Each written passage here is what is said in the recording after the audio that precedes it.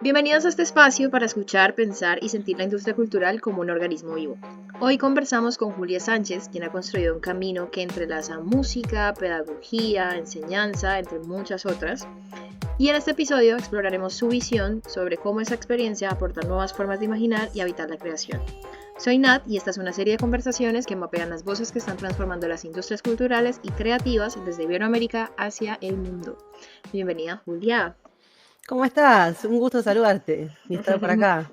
Así que bueno, para quienes están conectándose, que se están preguntando, bueno, ¿quién es Julia Sánchez? ¿Qué nos podrías contar un poco sobre tu historia, el recorrido que has tenido, quizás sobre el rol actual que tienes en estas industrias culturales y creativas? A ver, yo tengo prácticamente 40 años y sinceramente me he dedicado la vida entera a hacer música.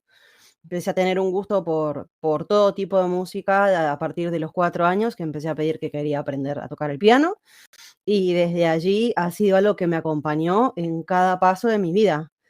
En un inicio, todo lo que me gustaba era, francamente, la música académica, o que se conoce como música clásica. De hecho, a mí me gustaba mucho ponerme para dormir los valses de Chopin.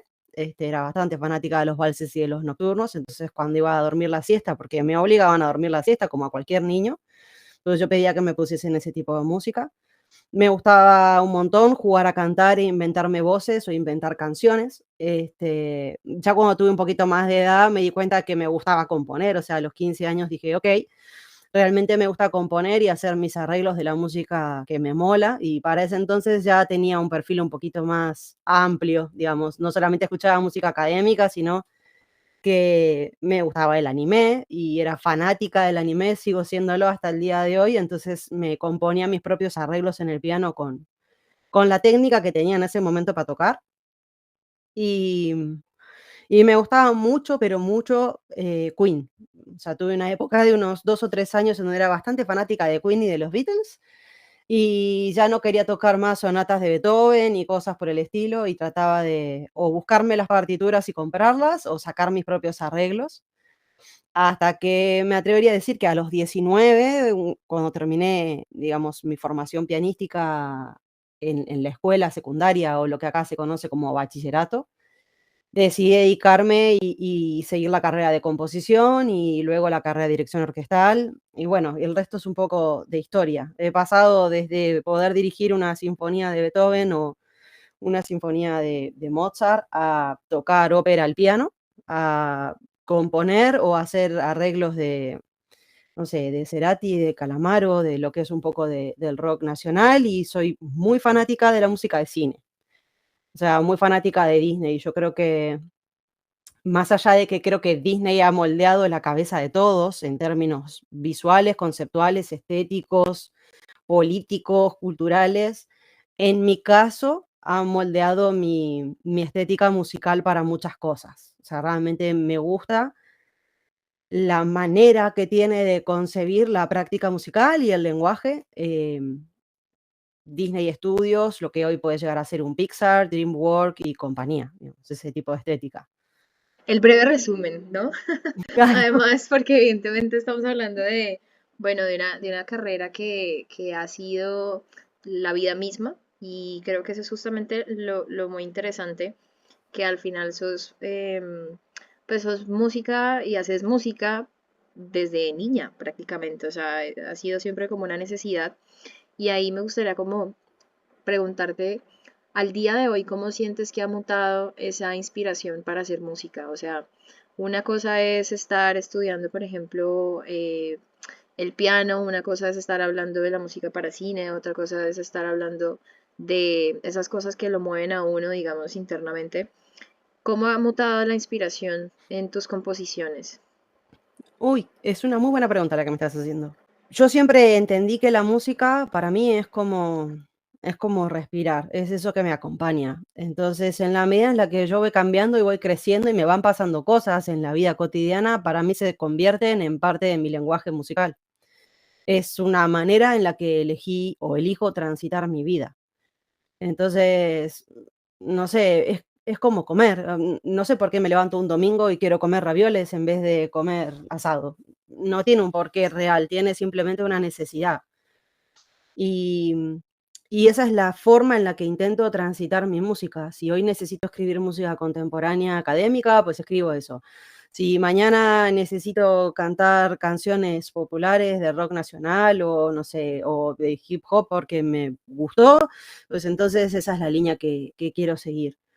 Me atrevería a decir que entre los 20 y los 30, una cosa así, tenía un poco de conflicto porque pareciera ser que a nivel estético, artístico y demás está como un poco peleado lo que es la música tradicional, bien académica, que se la suele visualizar de una forma quizás medio rancia para algunas cosas, con la música popular.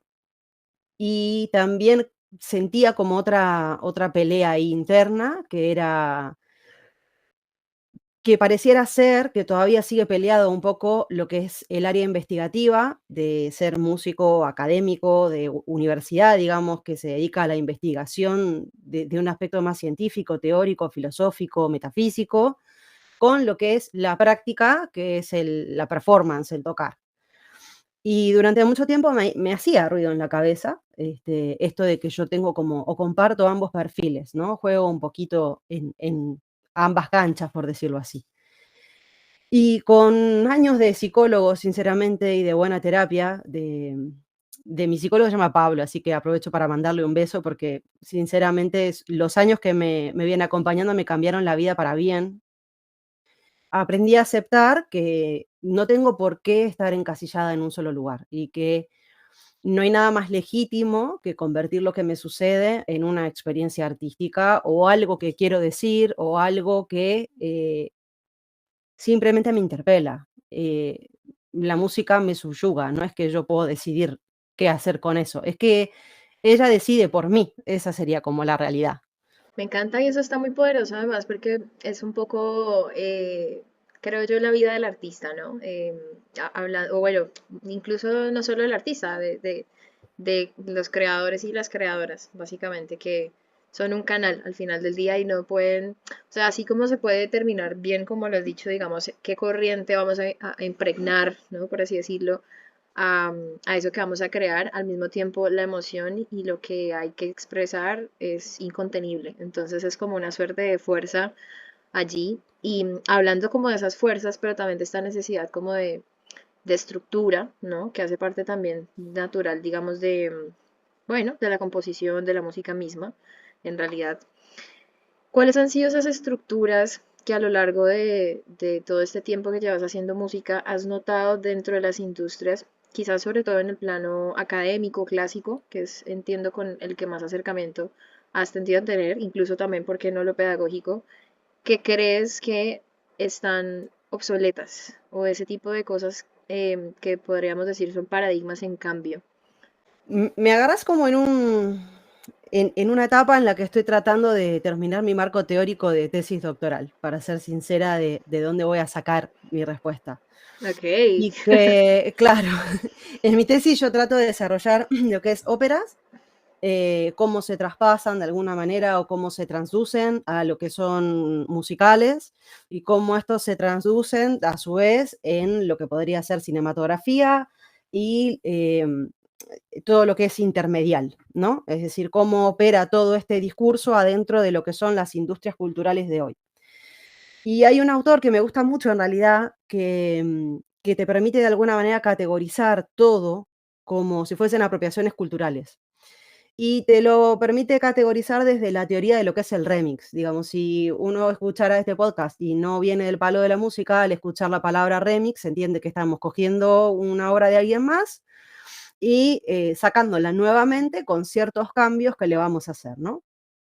Y en realidad me quedé pensando que esta es una manera de hacer y de producir cultura que venimos haciendo desde que el tiempo es tiempo y es inmemorial, que el único conflicto real que tenemos hoy es que es la primera vez en la vida que esto está penalizado por los derechos de copyright.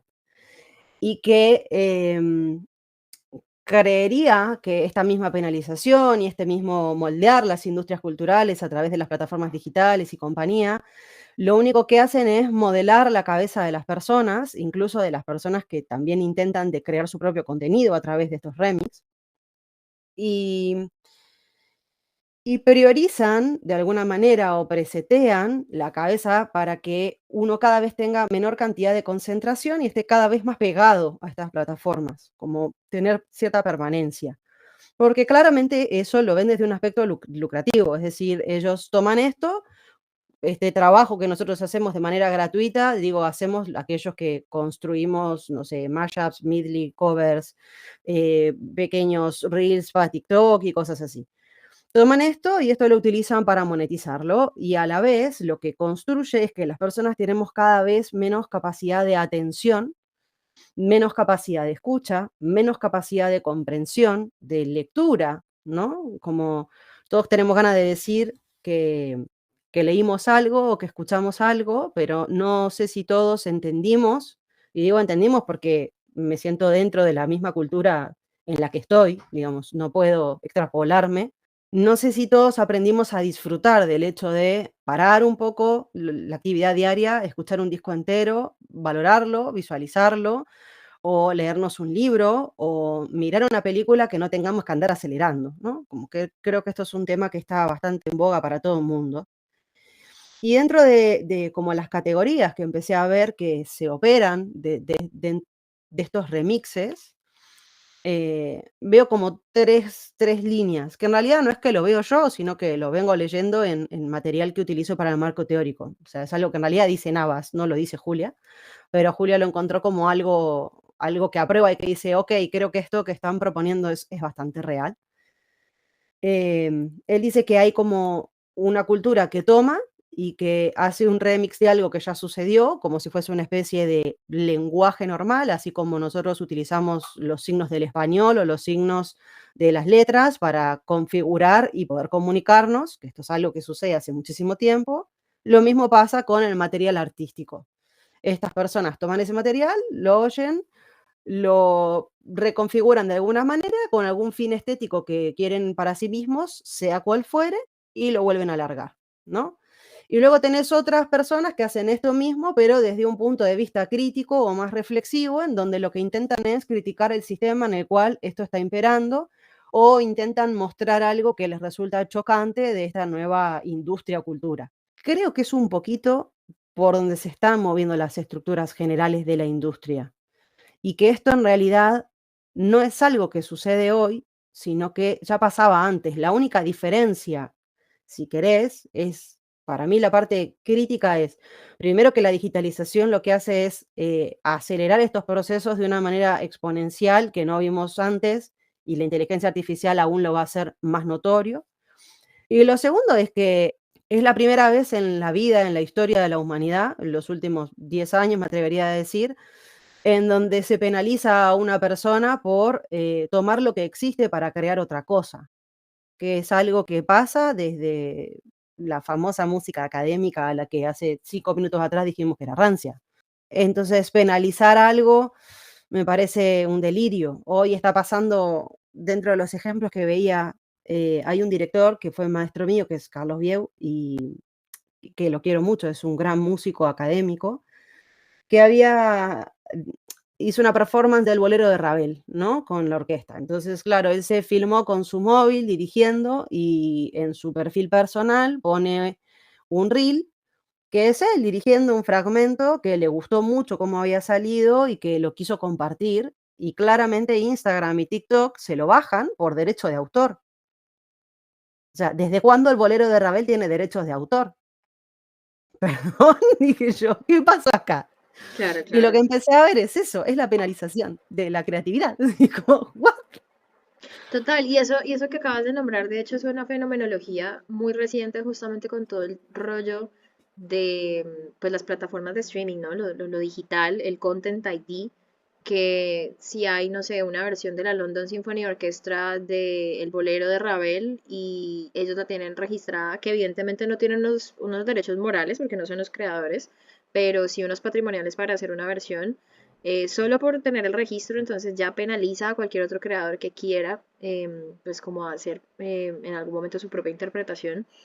Y es una locura porque estamos hablando de No sé si estos términos sean los correctos, pero como quien dice la música original, o sea, la música que ya no tiene ni dueño, que ya es patrimonio cultural, básicamente.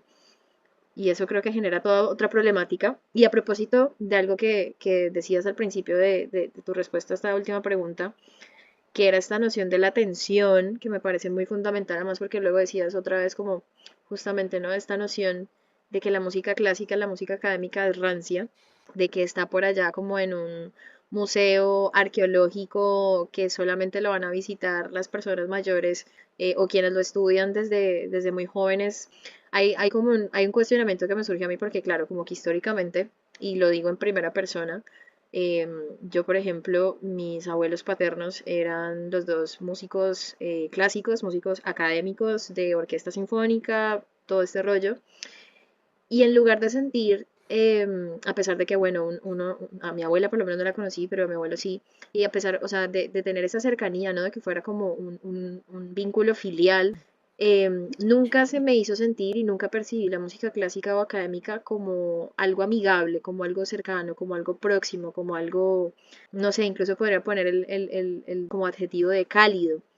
Y siento que es una noción muy problemática que me lleva justamente como a preguntarte si crees que la búsqueda constante de gratificación instantánea que tenemos ahora además está afectando la capacidad de las nuevas generaciones de los jóvenes oyentes para sostener obras largas o digamos obras densas, emocionalmente exigentes y cómo se podría entonces, si eso está sucediendo, educar sin, digamos, necesariamente moralizar, ¿no? Como decir es que esto es lo correcto, a audiencias que crecieron consumiendo música como, pues, como un contenido líquido.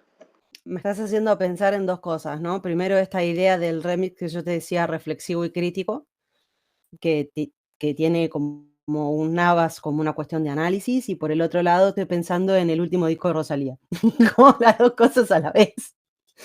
Y pienso este último disco de Rosalía desde un punto de vista crítico que quizás no sé si ha salido todavía a la luz desde ese lugar, pero creo que su intención, primero voy a aclarar algo que me parece, controversial. No me gustó el último disco de Rosalía. Sí me gusta ella como artista, sí me parece que es una mina, muy inteligente, con muy buen tino. Respeto muchísimo la idea esta de incorporar ciertos elementos realmente muy experimentales, de tomar esos elementos de una persona como Björk y de otros artistas que en realidad ya lo han hecho antes y pedir como el apoyo de esta particularmente, porque es a la que más se parece la estética que ella está intentando de alguna manera ingresar en su manera experimental. Y creo que todo el aspecto conceptual que subyace al disco que creó es una crítica al propio ecosistema de la industria musical y de la falta que tienen las personas en general de disponibilidad hacia cualquier cosa que dure más de un minuto. O sea, cualquier cosa que dura más de un minuto y que no se mueve a 17 frames por segundo, ya está fuera. Si en 30 segundos vos no lograste tener la atención de tu oyente, entonces pareciera que no tenés nada importante para decir. Y si las palabras que estás utilizando son realmente muy ricas en cuanto a vocabulario, pues entonces pareciera que eres un ser humano snob y que vienes de una cultura elitista y que por tanto yo debo censurarte, ¿no? Entonces, una de las cosas que sí le valoro, pese a que estéticamente el disco no me guste, es que ella trata de fusionar de una manera narrativa 2 universos que históricamente se encontraron peleados, que trató de vincular de alguna manera el rock sinfónico, que trató de vincular de alguna manera el recursos técnicos y estilísticos que ya utilizaba el metal, pero creo que su elaboración conceptual tiene un nivel de complejidad que muy probablemente no se oye, o que los oyentes que la van a escuchar, no sé si están en una disponibilidad personal para ser interpelados por eso que ella está proponiendo. Y esto, insisto, es independiente de que el disco no me gusta. Total, además porque, bueno, creo que como la tuya hay muchísimas opiniones que han, digamos, sostenido justamente que entienden quizás, bueno, incluso comparten, ¿no? Como la necesidad enmarcarse dentro de un código diferente, ¿no? Vuelvo, insisto, bien lo mencionaste como esta noción que también ella está tratando de, sí, como de perseguir de artista disruptora, que se sale del marco de lo común, que vuelvo, insisto, ya también estoy muy de acuerdo, lo había hecho Björk en el pasado con básicamente toda su carrera. Y ahí es donde siento yo que definitivamente, o sea, la entrada de una estrella pop, sobre todo de una estrella que hasta ahora, digamos, su música había sido más enmarcada al urbano, por más de que sí tiene su background flamenco y en la tradición de la música española, que está muy bien, pero al final del día su irrupción en el mundo de la música global, pues es la música urbana, es el reggaetón y es incluso músicas de la diáspora latinoamericana. Y cuando entra entonces en un territorio históricamente, digamos, protegido, suele activar reacciones defensivas.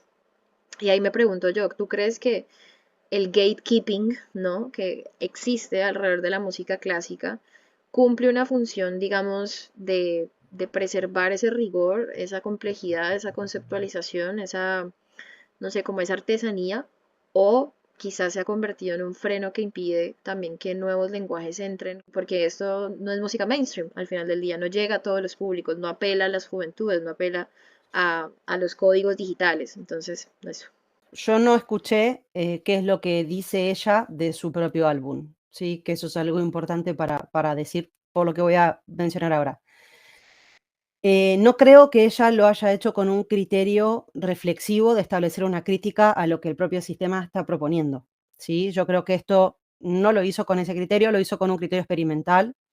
Sí creo que la música académica, o mal llamada académica, tiene toda una corriente experimental que se hace con técnicas extendidas, que floreció entre 1950 en adelante, en donde los instrumentos musicales se usan como objetos sonoros, con técnicas de objetos sonoros, y no propiamente dicho con las notas musicales como las conocemos. No hacen do, re, mi, fa, sol, la, si, sino que aparecen multifónicos o más de una nota en un instrumento que en realidad debiera producir solo una en un momento puntual, con una sonoridad que es un poco disruptiva, violenta, algo agresiva, ¿no? O sea, como que toda esta corriente experimental, en realidad dentro del propio universo de la música académica ya existe. No todos los músicos que se dedican a la música académica les gusta tocar esa música, ni les gusta ir a oír esa música.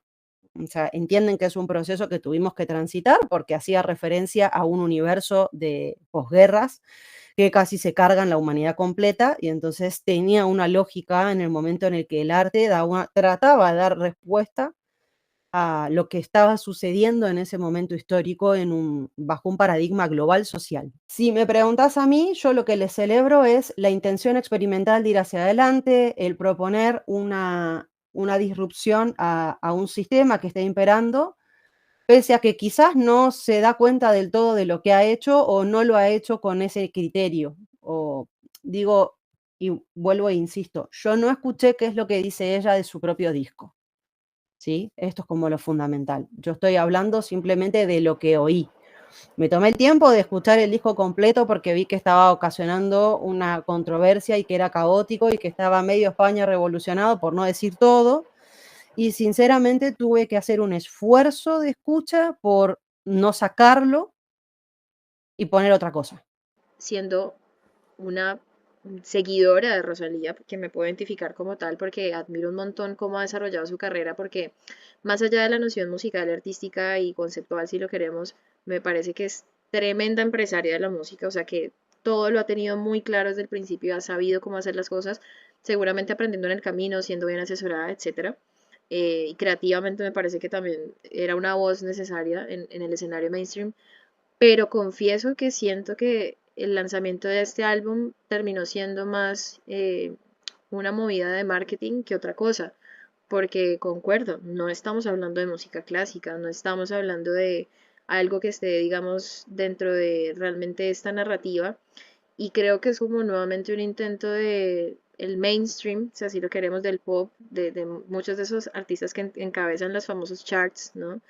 em, de seguir ocupando lugares y apropiándose, y esto lo dijiste tú hace un rato, apropiándose de esos códigos, sin necesariamente profundizar en sus implicaciones, sin tener como quizás el tacto de ir más allá. Lo que pasa que depende cómo hagas las apropiaciones, hay un cierto número de la población que te va a entender como, que lo va a entender de una manera irrespetuosa, porque Mm, vos estás haciendo una apropiación de algo sin insertarlo ni siquiera en el marco correspondiente. Y vuelvo e insisto, sí creo que es un excelente artista, sí creo que tiene muy en claro cómo hacer su marketing desde el momento uno. Sí creo que alguien la está asesorando a nivel musical, no creo que los arreglos de la Sinfónica de Londres los haya hecho ella, y creo que la persona que los hizo es más que idónea en lo que hace, no es una persona improvisada, pero hay ahí como una mano, en mi opinión, donde se están mezclando, por decirlo de alguna manera, los chanchos con las margaritas y con las batatas, como cosas que no tienen nada que ver en sí. Y esas cosas que están mezclando, que no las están haciendo de una manera orgánica, eh, creo son las que eyectan a la gente a que no podamos escuchar el disco de pe a pa sin sentir que tenemos que frenar. Y no lo digo desde un punto de vista agradable, y soy una persona que ha compuesto mucha música contemporánea con técnicas extendidas que no está pensada para agradar.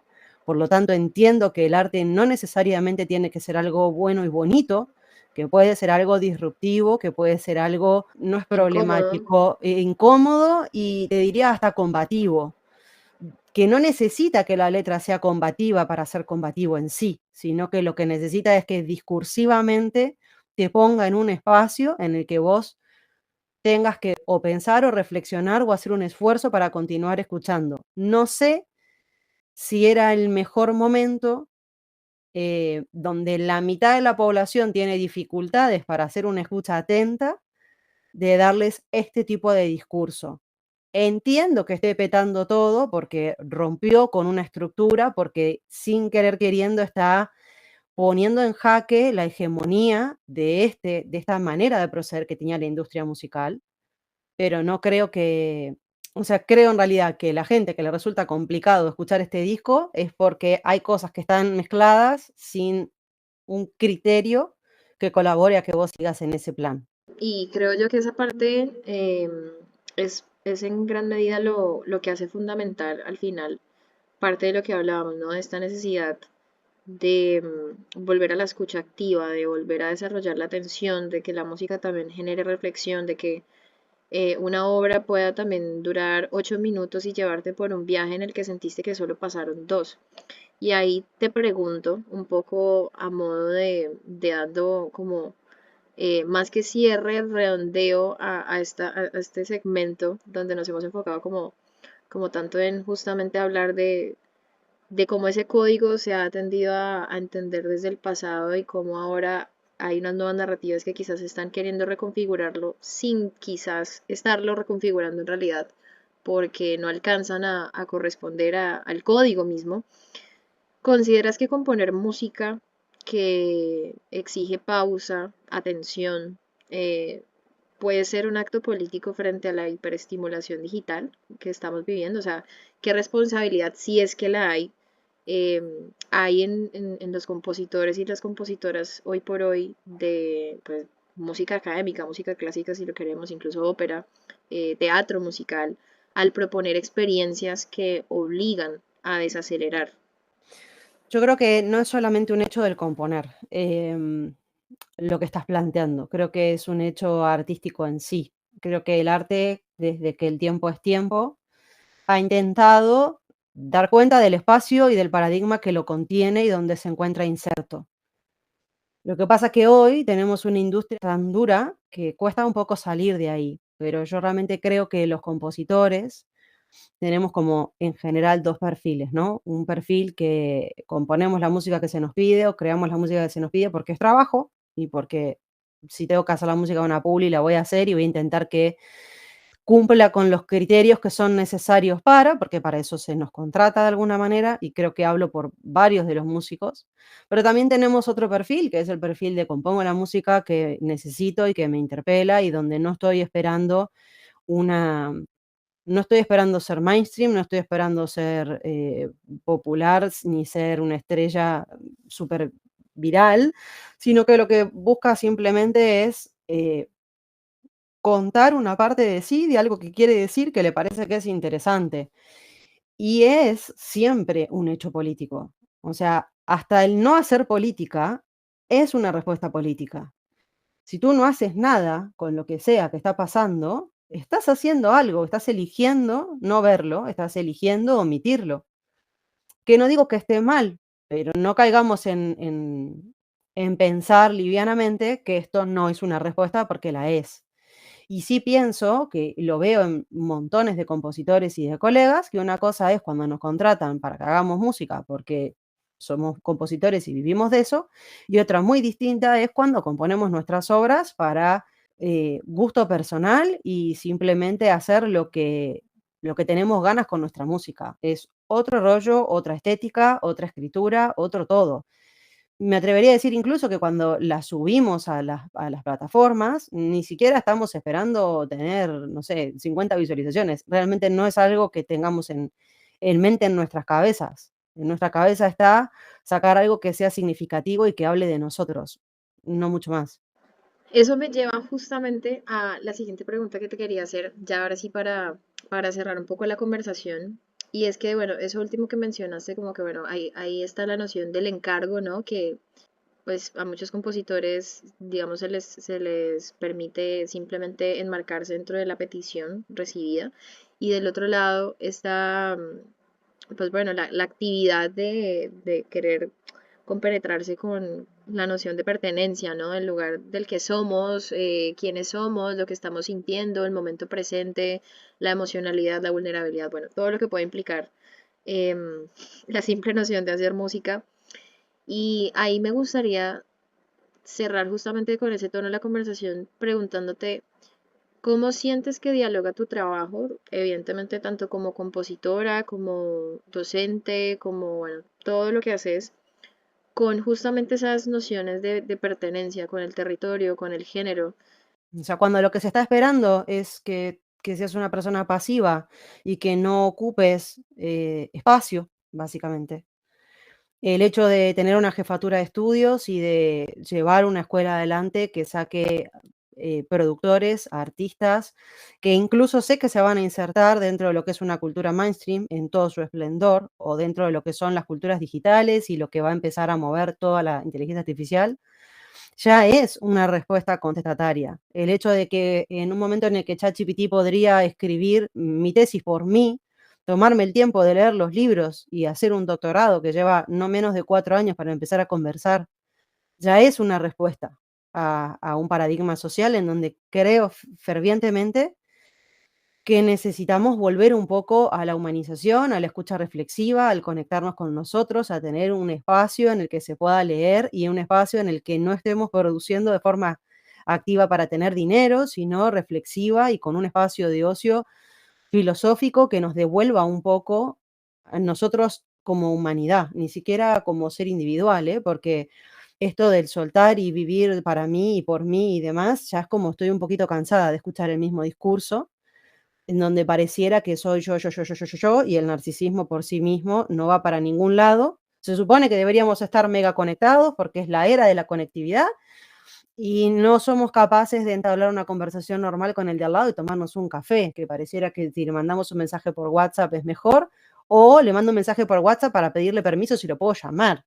Y creo que esto mismo dialoga con mi música en el momento en el que estoy componiendo algo, sabiendo que probablemente no todo el mundo lo escuche. Es decir, yo empecé a sacar música que llevo escribiendo hace unos 10 o 12 años, y esa música que empecé a escribir en ese momento es música contemporánea académica, o sea, totalmente experimental.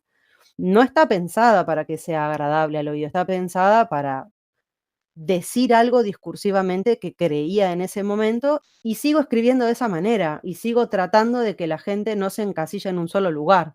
O sea, así como puedo escribir música contemporánea, he escrito música orquestal y esa música orquestal está más inspirada en una estructura cinematográfica, pero tiene una interna de líneas melódicas que es más bien propia de la comedia musical o de los musicales de Broadway, porque es el tipo de discurso que está en mí hoy imperando.